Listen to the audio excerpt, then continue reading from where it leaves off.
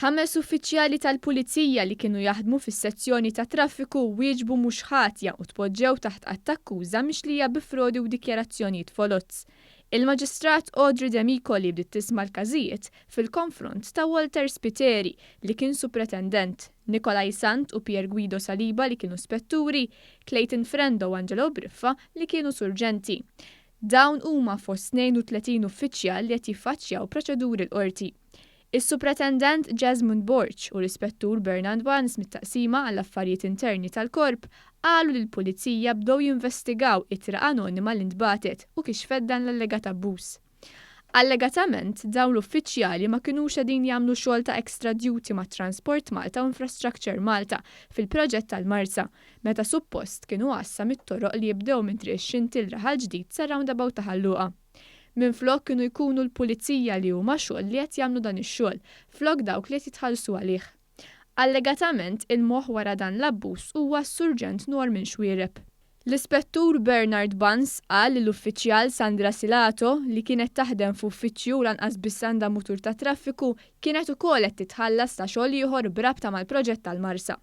Walter Spiteri li bejn Settembru 2018 u Novembru 2019 kien tħallas aktar minn 17,000 euro tal-li suppost kien joqtassa mal-proġett tal-Junction tal-Marsa, iżda mill-investigazzjonijiet tal-pulizija ħareġ li ġieli Walter Spiteri kien ikun jew f'post ieħor jew inkella d-dar tiegħu.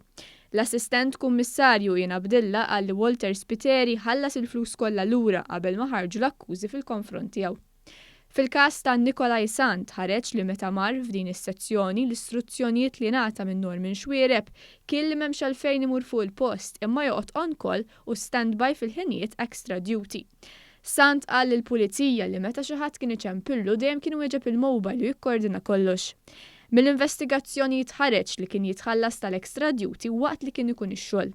Allegatament huwa ġie mħallas 12,700 euro, il-flus raddhom kollha qabel ma ħarġu l-akkużi. Is-supretendent Borg qal li Pierguido Saliba tħallas 17,200 euro waqt li kien xogħol, iżda kienu jitniżlu bħala extra duty. Fil-każ ta' Clayton Frendo, l-ispettur Dorjet Kuxkiri qalet li darba Frendo kien issanna tawdex flok fejn suppost beda jagħmel l-extra duty. Ir-riżulta li allegatament huwa 6,000 euro fi flus ta' extra duty li m'għamilx. Il-flus ġew mħallsa lura minn Frendo li kien assistit mill-avukat Ismail Bsajla. Dwar il-Ħames każ, Angelo Briffa assistit mill-avukat Din Healy intqal li kien hemm drabi li l-mutur lanqas biss inxtel waqt li suppost qed jagħmel extra duty. Jirriżulta li b'kollox tħallas 8,000 euro li ma' flus ġew mħallsa lura.